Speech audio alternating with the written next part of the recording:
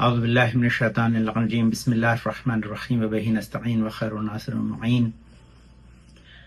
قال رسول اللہ صلی اللہ علیہ وسلم ان الحسین مصباح الہدی وسفینۃ النجاح۔ ماہ محرم ہے، علماء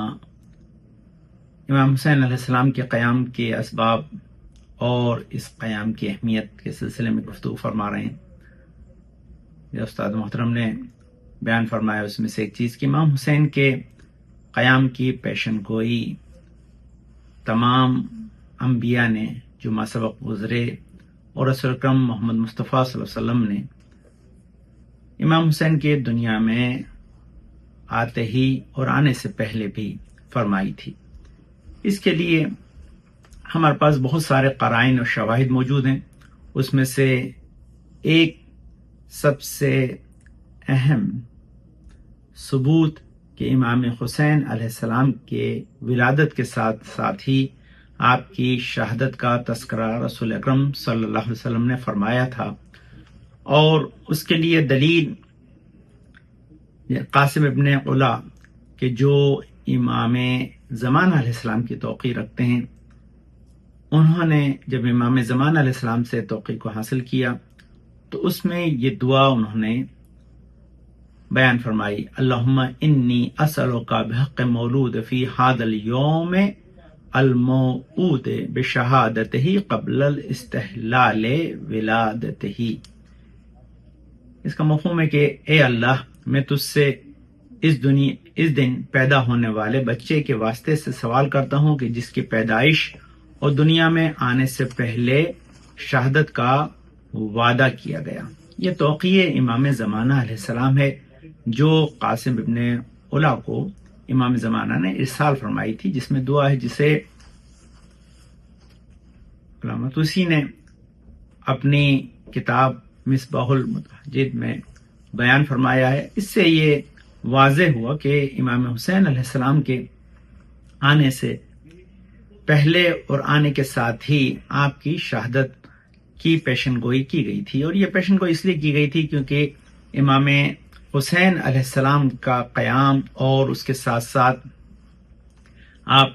کا یہ وعدہ طفلی جسے آپ پورا کرنے کے لیے کربلا تشریف لے جا رہے تھے، اس کے سلسلے میں تمام سنی اور شیعہ مصادر میں اس بات کو واضح کر کے پیش کیا گیا ہے کہ امام حسین علیہ السلام کا قیام کتنا اہم تھا، اور اس کے پیچھے جو غرض و غایت تھی وہ یہ کہ امام حسین کے قیام کے صدقے میں قیامت تک دین الہی، توحید، نبوت و ولایت و امامت باقی رہے گی، اور اسی لیے مختلف موقعوں پر رسول اکرم صلی اللہ علیہ وسلم، مولا کائنات امام حسین مجتبی اور یہاں تک کہ امام حسین علیہ السلام خود اپنی شہادت کی پیشن گوئی کرتے رہے اور مختلف موقع پر اپنے اصحاب کے سامنے اس کا تذکرہ کیا۔ اور رسول اکرم نے متعدد مرتبہ جبرائیل کے ذریعے اس خبر کو پہنچانے، نہ صرف خبر کو پہنچایا بلکہ وہاں کی مٹی لا کر رسول اکرم صلی اللہ علیہ وسلم کو دی، اور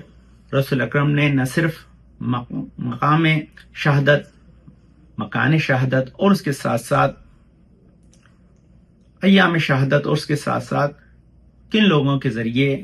امام حسین علیہ السلام شہید کیے جائیں گے اس کا تذکرہ کیا، اور نہ صرف ان سے بیزاری کا اظہار کیا بلکہ ان پہ لعنت بھیجی تاکہ قیامت تک آنے والے کبھی ان کی وکالت نہ کر پائیں۔ یہ ایک اہم موضوع ہے۔ اس میں جو شیخ صدوق نے اپنی امالی میں رسول اکرم صلی اللہ علیہ وسلم سے ایک روایت بیان کی ہے، اس روایت میں صفیہ بنت عبد المطلب ہیں، وہ بیان فرما رہی ہیں کہ جب رسول اکرم اس دنیا ہمیں امام حسین کی آمد پر ان کے گھر تشریف لے گئے، اور صفیہ نے امام حسین کو ایک سفید پارچے میں لپیٹ کر رسول اکرم کو دیا، تو رسول اکرم نے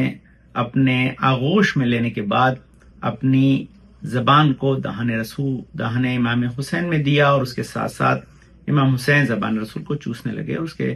بعد رسول کی آنکھوں میں آنسو تھے، رسول رونے لگے۔ جب رسول کی آنکھوں میں آنسو آئے، رسول نے گریہ فرمایا، تو صفیہ نے سوال کیا کہ موقع خوشی کا ہے، آپ کی آنکھوں میں آنسو کیوں ہیں؟ تو رسول نے امام حسین کی شہادت کی خبر دی، اور اس کے ساتھ ساتھ امام حسین کو قتل کرنے والوں پر لعنت بھیجی۔ یہ ایک واقعہ ہے۔ اس کے ساتھ ساتھ دوسرے جو مصادر اس میں ہماری شیخ توسی میں امام زین العابدین علیہ السلام سے ایک روایت بیان کی گئی ہے۔ اس روایت میں بھی امام حسین کی شہادت کو پیغمبر محمد مصطفیٰ صلی اللہ علیہ وسلم نے بہت واضح طور پر بیان فرمایا اور بتایا کہ امام حسین علیہ السلام کی شہادت کی خبر جبرائیل لے کر آئے، اور جبرائیل نے نہ صرف مکان شہادت بلکہ اس کی تفصیلی واقعات کو رسول اکرم صلی اللہ علیہ وسلم کو بیان کیا، اور بعد میں رسول اکرم نے اسے جناب فاطمہ زہرا کے سامنے نقل کیا۔ فاطمہ زہرا نے، رسول اکرم نے، مولائے کائنات نے، امام حسین مجتبیٰ نے گریہ فرمایا۔ یہ اس بات کی دلیل ہے کہ امام حسین علیہ السلام پر رونا، زاداری کرنا، ان کی شہادت پر غم منانا اور ان کے ساتھ ساتھ قاتلوں سے بیزاری کا اظہار کرنا، یہ سنت رسول اکرم صلی اللہ علیہ وسلم ہے۔ اسی کے ساتھ ابن اخبار رضا میں امام زین العابدین سے اور روایت نقل کی گئی ہے۔ اس روایت میں بھی امام زین العابدین علیہ السلام نے مولائے کائنات سے یہ بیان فرمایا ہے کہ کس طرح مولائے کائنات نے شہادت امام حسین کی خبر دی اور بتایا کہ کس طرح میرا یہ فرزند کربلا کے میدان میں شہید ہوگا، اور بلکہ اس کے لیے جو مفصل گفتگو ہے وہ یہ کہ آپ نے امام علی علیہ السلام نے تمنا کی کہ جس طرح میں مددگار رسول اکرم تھا، اسی طرح فرزند رسول امام حسین کا مددگار میری طرف سے کربلا میں ہو، اور جناب ابو الفضل عباس کی تمنا کی، اللہ نے اجری اور دلیر بیٹا امام علی علیہ السلام کو عطا کیا جو کربلا میں امام حسین کے علمبردار بنے اور اپنی شہادت کو پیش کیا۔ یہ خود مولائے کائنات کا کربلا کے لیے حضرت عباس کو تیار کرنا اور شہادت کی پیشن گوئی کی سب سے بڑی دلالت ہے۔ جناب فاطمہ زہرا سلام اللہ علیہ نے بھی عزاداران امام حسین کے لیے شفاعت کا وعدہ کیا، امام حسن نے شفاعت کا وعدہ کیا، اور امام حسین علیہ السلام نے مختلف مقامات پر اپنی شہادت کی پیشن گوئی کی، اور ان میں بہت سے واقعات ملتے۔ اس میں سے ایک واقعہ، جب جا رہے تھے تو امام نے جب کلمہ استرجاع پڑھا انا للہ و انا الیہ راجعون، تو جناب قاسم اکبر ساتھ تھے، انہوں نے فوراً سوال کیا کہ چچا جان آپ کے اس کلمہ استرجاع کا سبب کیا ہے؟ تو بتایا کہ ہم موت کی طرف بڑھ رہے ہیں، موت ہماری طرف بڑھ رہی ہے۔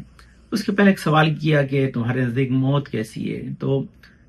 حضرت قاسم نے سوال کیا کہ ہم حق پر ہیں، کہا ہم سے زیادہ حق پر کون ہوگا؟ تو کہا الموت احلی من الاصل۔ جناب قاسم کا جواب کہ موت میرے نزدیک شہد سے زیادہ شیرین ہے۔ یہ بتاتا ہے کہ تاریخ میں نہ اس سے پہلے کسی نے موت کا ذائقہ اتنا حسین بتایا، اور نہ کسی اور کو اہل بیت کے علاوہ سمجھ میں آیا، کیونکہ قرآن نے یہ تو کہا ہے کل نفس ذائقۃ الموت، ہر نفس کو موت کا ذائقہ چکھنا ہے، لیکن قاسم ابن حسن کہہ رہے ہیں الموت احلی من الاصل، موت میرے نزدیک شہد سے زیادہ شیرین ہے۔ یہ بتا رہا ہے کہ یہ پیشن گوئی پہلے سے تھی، اور امام حسین ان تمام تر چیزوں کو بتا رہے تھے،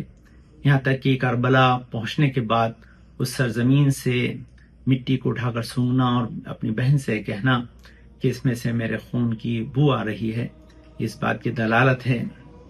کہ امام حسین پہلے سے اس منزل و مقام کو جانتے تھے۔